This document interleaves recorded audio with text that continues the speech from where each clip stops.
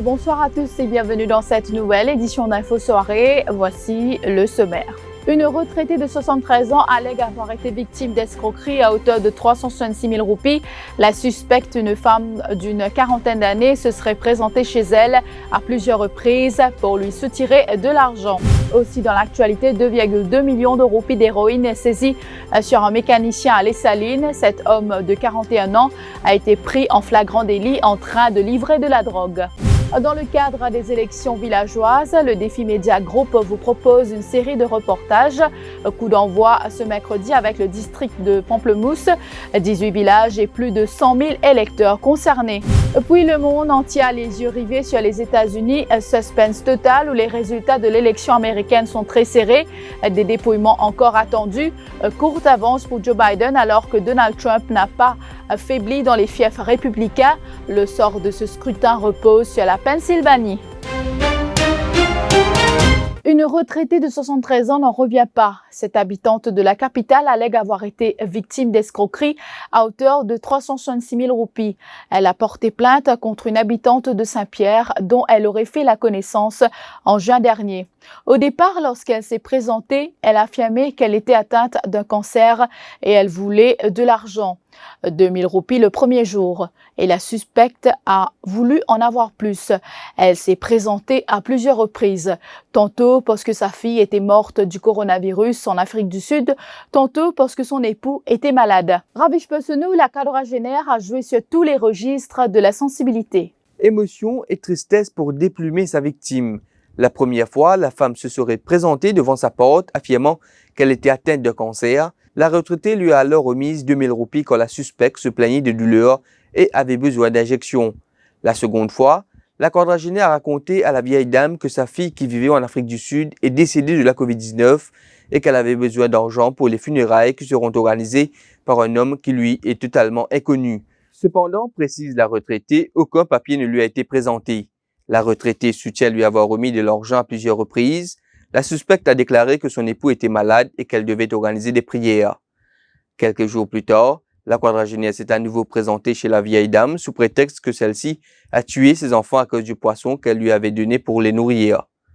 La vieille dame est ensuite tombée des nues lorsque sa banque lui a informé qu'on avait retiré une somme de 366 000 roupies de ce compte à son insu. La quadragénaire est actuellement recherchée par la police. Un homme de 41 ans arrêté alors qu'il livrait de la drogue sur sa moto à Les Salines hier soir. Lors de son interpellation par là-dessous, 150 grammes d'héroïne ont été retrouvés sur Jean-Barry Hofted ainsi qu'une balance électronique. La valeur marchande de la drogue est estimée à 2,2 millions de roupies. Le suspect est un habitant de Beaubassin. Ce quadragénaire a comparu devant la justice cet après-midi. Une accusation provisoire de possession d'héroïne pour la distribution a été retenue contre lui. Jean-Barry Hofted a ensuite été placé en détention. Une désobéissance civile pas à écarter au début de 2021. Propos de Bruno Lorette ce matin lors d'une conférence de presse à Port-Louis. L'activiste social devra se rendre au CCID demain matin pour discuter des conditions pour sa prochaine marche pacifique le 8 novembre prochain. Bruno Lorette a également indiqué que la structure de sa plateforme citoyenne prend forme et que la marche à suivre sera communiquée le 6 décembre prochain. Au niveau de l'Union citoyenne, nous pouvons consolider la plateforme citoyenne, nous pouvons mener vers le mouvement. Le 8, il est déjà là, le tremplin, et le 6, nous verrons comme ça backbone visible. Donc c'est bien souvent, tout le monde pense que Bruno Lorette est tout seul. Moi, pas tout seul. On a beaucoup de monde qui travaille dans l'ombre. On a beaucoup de monde qui ont envie de rester dans l'ombre, parce que je n'ai pas envie de gagner aucune notoriété. C'est que je dis envie l'avancement du pays et sans ce pays-là. Et ça, le 6 décembre, on va dans un rendez-vous, on va dans le lieu bientôt, et puis je gagne officiellement. Mais la plateforme citoyenne, nous pouvons continuer à consolider, nous pouvons continuer à rabattre des troupes avec nous. Des gens encore un coup qui m'ont dit, des villages qui ont envie, nous donner un coup de main pour changer ce système-là, pour qu'ils se prennent ce village dans cette armée. Nous là pour donner un coup de main, qu'on bien un coup de main, mais simplement pour nous dire, ne va pas être ban gens qui déjà comme tu dis pas nourrir ban vampire, non. Nous parlons être ban vrais citoyens qui ont envie de travailler vraiment pour ce village. Dans le cadre des élections villageoises, le Défi Média Group vous propose des reportages grand format sur les districts concernés. Ce soir, zoom sur le nord de l'île. Nous nous intéressons au district de Pamplemousse où 100 486 électeurs seront appelés aux urnes le 22 novembre. 18 villages sont concernés. Parmi Triolet, le plus long village de Maurice qui compte environ 18 400 votants. Quelles sont les attentes et les appréhensions des habitants? Quels projets ont été réalisés? Voici un extrait du reportage réalisé par Ziad Issac. Située au nord-ouest, la région de Pamplemousse est l'un des endroits les plus peuplés de l'île. Près de 140 000 personnes y vivent et derrière cette forte densité de population, 100 486 électeurs seront appelés le 22 novembre prochain, soit 8 ans après, à élire les candidats qui dirigeront le conseil de district de Pamplemousse pour les 5 ans à venir. Au total, 18 villages sont concernés, dont Calbas, Kongoma, Fond-du-Sac, Terre-Rouge, Montagne-Longue, Triolet, Baie-du-Tombeau, Arsenal, D'Épinay, Notre-Dame, Crèvecoeur, Morcellement-Saint-André, Plaine des Papayes, Pointe-au-Piment, Trou-aux-Biches et Villebague. Triolet enregistre le plus grand nombre d'électeurs, avec 18 399 personnes qui seront appelées à se rendre aux urnes. Si pour certains le travail accompli par les conseillers sortants est satisfaisant, pour d'autres, une nouvelle équipe plus dynamique devra être constituée. Conseil village, ça fait bien un développement, oui. Côté travail social, côté sport, amélioré encore, avec un petit peu. Développement chemin, bistop, tout ça, tout reste pareil, même pénal les bails, non, rien, tout. Quand on va arrêter comme ça, ou même là, vous apprenez un temps pour aujourd'hui là. Nous avons un bypass. Ici, vous avez du monde qui va se penser pour faire un petit jogging. Mais c'est moi qui pas en sécurité.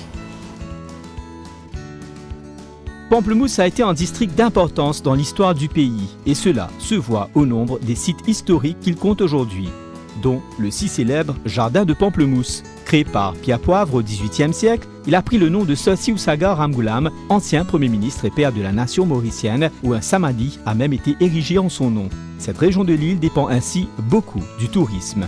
Les villages côtiers du nord, tels que Trou-aux-Biches et Pointe-au-Piment, attirent chaque année des milliers de touristes. Pour un total de 6 494 électeurs, les habitants de Trou-aux-Biches et Pointe-au-Piment ne souhaitent que le meilleur pour leur localité. Aucun développement n'a rien. Dans l'endroit où d'abord, nous ne sommes même pas bon. Nous demandons une barrière pour mettre pour sécurité des enfants, la route, n'a pas. Comme dans l'endroit, nous avons la prostitution. Et la drogue qui marche. Mais tout ça, on a besoin d'arrêter. Nous avons la sécurité. Autre village du district de Pamplemousse qui sera appelé à élire ses candidats dans un peu plus de 2 semaines, Fond-du-Sac. 4231 électeurs y sont enregistrés et leur principale préoccupation demeure les inondations. Si vous pouvez donner une garantie, si un jour la pluie paraît Fond-du-Sac ou venir, ça draine là, c'était préféré. Ça aussi, ça draine là pas bon. Parce qu'il fait, depuis nous faire des pieds. À ce nous pas connaître quand la pluie là vient qui nous pour guetter ce qui sont réaction que ça si c'est de l'eau, ça si c'est de l'eau, pas tout ce de l'eau venir.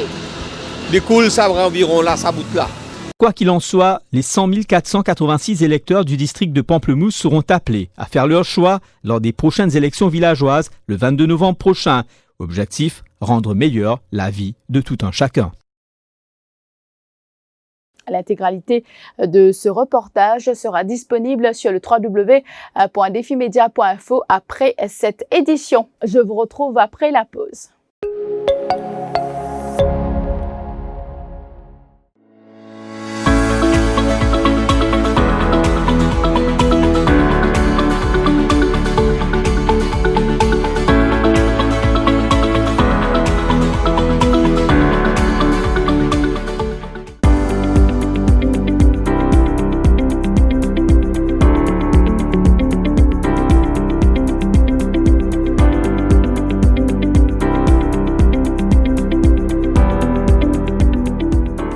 Carbone, c'est le particule solide qui produit à la haut piston.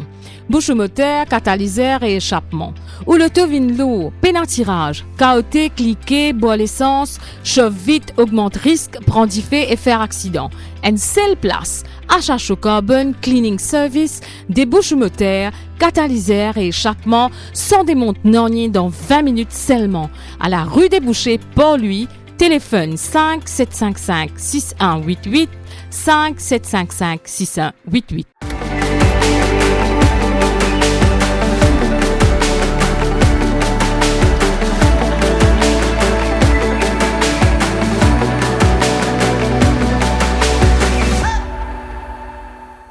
Ikari Mauritius, spécialiste en préparation esthétique automobile, vous propose toute une gamme de prestations et services haut de gamme. Detailing, préparation à la vente, polissage, lustrage, protection céramique, rénovation des selleries en cuir, autant de solutions pour préserver et sublimer son véhicule. Son équipe de passionnés est à votre écoute pour prendre soin de votre véhicule, moto, bateau. Pour plus d'infos, appelez sur 5 250 70 15, 5 250 70 15.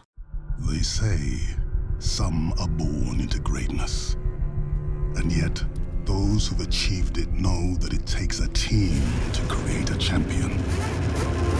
A crew with the belief that no one will get there unless everyone does.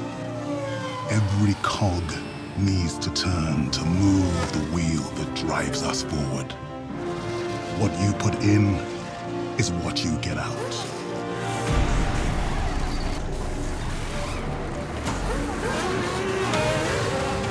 That's why the right ingredients are key. And so is a shared desire to rewrite our destiny. Because talent might win the race, but it's teamwork that takes the championship.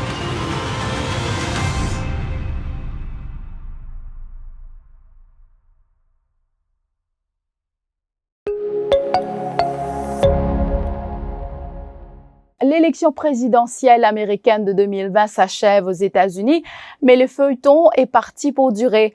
Les incertitudes sont nombreuses sur le vote par correspondance, notamment en Pennsylvanie, et le verdict des urnes ne pourrait être connu que dans quelques jours dans les derniers États. De quoi faire monter la tension puisque l'écart est faible entre les deux candidats, Donald Trump et Joe Biden.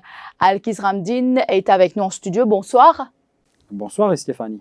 Léger avantage au candidat démocrate qui a réussi à conquérir l'Arizona, Alkiz.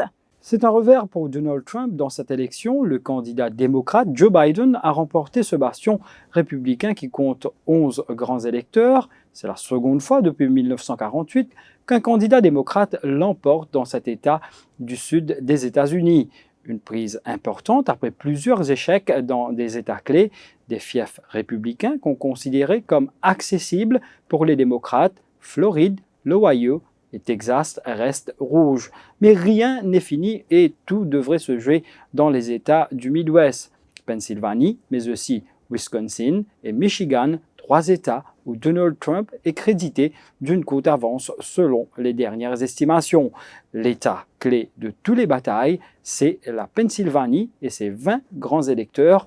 Pennsylvanie était considérée comme acquis aux démocrates jusqu'à ce que Donald Trump remporte ce swing state en 2016. Le candidat démocrate espère que cet État du nord-est du pays basculera en sa faveur. Joe Biden est crédité de 238 grands électeurs. Il a remporté la Californie, New York, l'Illinois, la Virginie et l'Arizona, entre autres. Alors que le président sortant en a obtenu 213 jusqu'ici, il n'a pas faibli dans les fiefs républicains, notamment le Tennessee, l'Indiana, le Missouri, le candidat qui obtiendra la majorité absolue des 538 grands électeurs, et Stéphanie, soit 270 d'entre eux, sera élu pour diriger le pays durant les 4 prochaines années.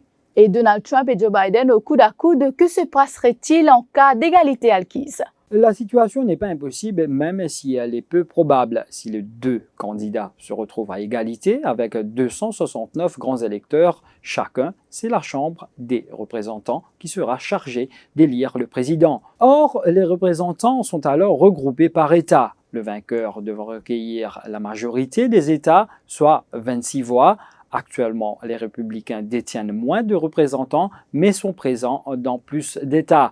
Résultat, si une égalité devait survenir, les républicains seraient donc probablement avantagés selon des spécialistes. Cette procédure, appelée élection contingente, n'a été appliquée que 2 fois dans l'histoire du pays. D'abord pour élire le président en 1825, puis le vice-président en 1837. À savoir que dans plusieurs États clés, le dépouillement des votes a été interrompu ou retardé. Les résultats de la présidentielle pourraient se faire attendre plusieurs jours.